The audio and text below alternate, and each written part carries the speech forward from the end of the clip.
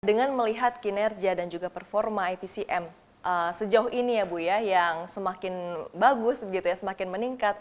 Nah, target di 5 hingga 10 tahun ke depan ini seperti apa Bu Santi?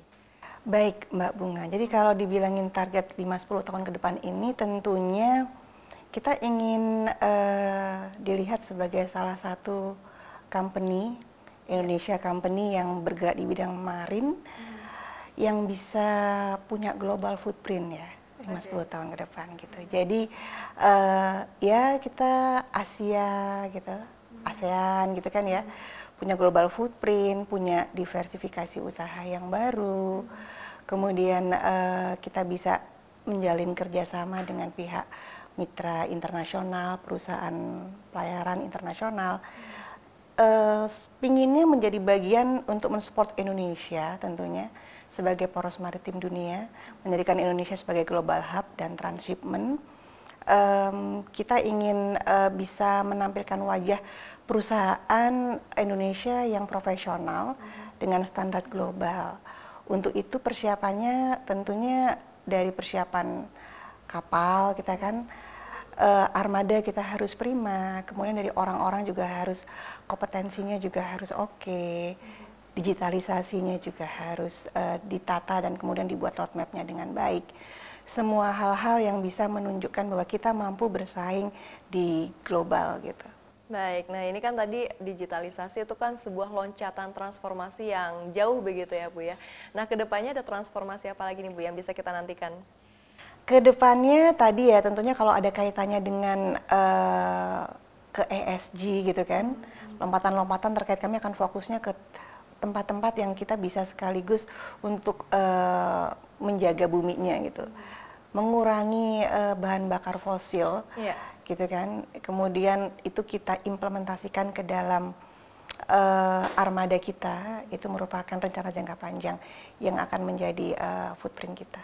Baik, Bu Santi, ini kan Ibu sudah nyemplung gitu ya di industri atau sektor ini begitu. Nah, dari pandangan Ibu, dari sudut pandang Ibu, bagaimana Ibu melihat masa depan dari sektor jasa pandu dan tunda di Indonesia, terutama perannya nih ya Bu ya, dalam mendukung konektivitas maritim nasional dan juga target Indonesia yang tadi sudah Ibu jelaskan sebagai poros maritim dunia. Oke Mbak Bunga, jadi kalau disebut gimana sih prospeknya pelayanan jasa pandu tunda di Indonesia? Sebetulnya tuh kita merasa bahwa pelayanan jasa pandu tunda itu fondasi di maritim Indonesia. Karena apa? Pada saat kapal asing datang pertama kali ke wilayah Indonesia, yang dilihat pertama adalah kapal-kapal pelayanan pandu tunda yang saat ini kami surfing. Artinya wajah Indonesia juga menjadi bagian dari yang harus kita representasikan dengan baik atas kapal-kapal asing yang masuk tersebut. Nah, pelayanan yang profesional dan global dan kemudian mau masuk Indonesia dari sisi sebelah mana, mau timur, mau barat, merasakan pelayanan yang sama, itu merupakan goal tujuan akhir kami. Jadi kalau seandainya ada masa tunggunya ya sama, kapal-kapal yang berstandarnya juga sama, pelayanan pandunya juga seprofesional itu yang sama di sebaran Indonesia wilayah timur ataupun barat, sistem yang juga support satu sama lain.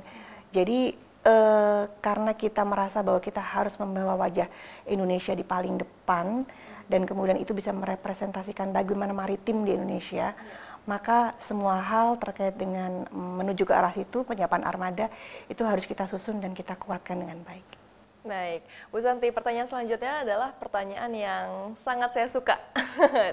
Terkait dengan Bu Santi duduk di posisi pucuk begitu ya, menjadi pemimpin di IPCM sebagai perempuan di sektor yang lebih notabene-nya lebih sering dianggap laki-laki nih ya, sektor jasa pandu kapal ini. Tantangan yang paling signifikan Bu terhadap yang Ibu alami selama ini, perempuan memimpin industri yang biasanya dikenal laki-laki banget nih, seperti apa sih Bu? Tantangannya ya, tantangannya nih kalau saya mencoba merefleksikan pada apa yang saya alami sendiri gitu ya. Begitu pertama kali saya di-assign ke perusahaan ini, yang memang mayoritasnya laki-laki. Kalau zaman sekarang persentase sudah bertambah, walaupun baru 12% yang perempuan, sisanya laki-laki. Tapi kalau dulu lebih sedikit lagi. Pada saat pertama kali saya bergabung, jujur ada rasa ragu dalam hati kecil saya, apakah saya mampu gitu kan. dan apakah mereka mau menerima saya, di mana dominasi dari bisnis ini adalah laki-laki gitu. Jadi yang perlu kita hilangkan dogmanya dulu sebetulnya. Paradigma yang ada di diri kita sendiri bahwa kita masukin dunia laki-laki nih, apakah kita mampu, itu harus dihilangkan dulu. Dan kita mencoba, tentunya kita menyiapkan diri ya. Begitu kita masuk, supaya kita juga dianggap mampu, kita harus apa gitu kan. Ya kompetensi kita ya kita harus siapin semuanya gitu kan. Dan kemudian kita juga punya visi yang jelas untuk membawa perusahaan ini akan kemana.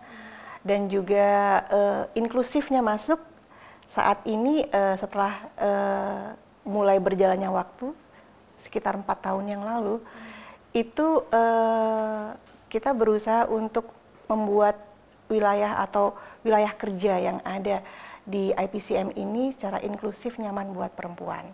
Karena apapun juga perempuan dan laki-laki kan ada kodratnya ya. Jadi kalau di kapal-kapal itu banyak laki-lakinya. Sekarang saya lagi punya keinginan untuk punya kapal yang krunya ada perempuannya sih sebetulnya. Walaupun memang ada challenge-nya karena kapal tuna itu kan tidak besar ya. Di dalamnya pasti kita membutuhkan laki-laki. Nggak bisa kita isi kapal itu perempuan semua gitu kan. Krunya itu pasti harus mix. Nah, bagaimana nanti mereka berinteraksi, bagaimana kemudian kita menjaga semuanya tetap pada kitanya. Kita bicara tidak hanya dari sisi diskusi komunikasi antar pekerja, tapi kita juga bicaranya itu adalah masalah penyiapan lingkungan. Di kapal tuna ada kamar-kamar yang kemudian terbagi dari ada nakodanya dan kemudian ada krunya. Nah, kalau seandainya krunya itu adalah kebutuhan perempuan kan juga nggak mungkin disatukan ya. Jadi kita emang harus menyiapkan banyak hal sih. Sisi regulasinya, sisi komunikasinya, penerimaan yang apakah teman-teman nanti yang ada di laut bersedia bekerja sama dengan para wanita yang ada di atas kapal mungkin. Kalau saat ini memang masih back office semua. Tetapi sebagai contoh walaupun back office, teman-teman yang pegang kru yang banyak itu perempuan gitu. Jadi sepertinya kita bisa meneruskan rencana untuk inclusivity perempuan di dunia marin yang dominasinya laki-laki. Oke, baik Bu. Tadi kan waktu 4 tahun yang lalu Ibu cerita masih sedikit banget perempuannya. Bahkan mungkin Ibu satu-satunya gitu ya Bu ya. Kemudian sekarang sudah bertambah alhamdulillah gitu ya 12%. Itu kan artinya ada perpindahan begitu. Dan biasanya perpindahan itu tidak mulus. Nah, yang tidak mulusnya itu seperti apa sih Bu? Dan bagaimana cara Ibu untuk menavigasinya? Jadi memang saya pikir gender itu sebetulnya bukan isu. Yang isu itu adalah masalah kompetensi kita. Kalau seandainya mau laki atau mau perempuan, kalau dia masuk ke suatu lingkungan baru terus kemudian dia nggak kompeten, ya pasti sudah harus siap dengan tantangannya dari lingkungan yang merasa dia tidak cukup, dianggap tidak cukup mampu untuk di sana. Jadi buat para perempuan, pertama ya dogmanya atau stigmanya dihilangin dulu, dan kemudian ya itu tadi kompetensi. Jadi jangan kemudian merasa karena perempuan harus ada banyak excuse, itu juga nggak boleh gitu kan. Jadi membuktikan ya Bu ya, meskipun saya perempuan saya juga bisa gitu, saya justru, juga sekuat laki-laki. Oh bukan, beda ya. Kompetisinya juga bisa diadu gitu ya Bu ya. Bener, jadi mesti melihat ini sebagai peluang gitu untuk bisa membuktikan diri. Kalau anggapan bahwa laki-laki sama perempuan kemudian kompetensinya nggak sama, itu udah enggak gitu. Oke, baik. Jadi gender itu udah bukan isu lagi ya Bu ya. Gender bukan Tapi isu. kita sebagai perempuan wajib banget untuk menunjukkan kita juga punya kompetensi gitu ya. Baik Bu, pesan kuat Ibu nih untuk generasi-generasi muda khususnya perempuan di Indonesia yang ingin meniti karir di sektor maritim atau industri tradisional yang tadi yang dominan laki-laki. Pesan moralnya pertama, hilangin pemikiran bahwa laut itu miliknya laki-laki atau laut itu dominasinya laki-laki. Itu hilangkan pemikiran dulu. Kemudian hadapi rasa takutnya, juga memberikan informasi yang cukup pada keluarga, karena sebenarnya keluarga itu juga penyokong utama loh. Seandainya ada orang tua gitu ditanya gitu mau jadi apa, jadi pelaut gitu, kadang-kadang yang kepikiran justru orang tuanya sendiri. Ini anak saya perempuan di laut sendiri, apakah dia akan aman? Nah, kalimat akan aman itu memang dogmatisnya karena di sana kebanyakan adalah laki-laki.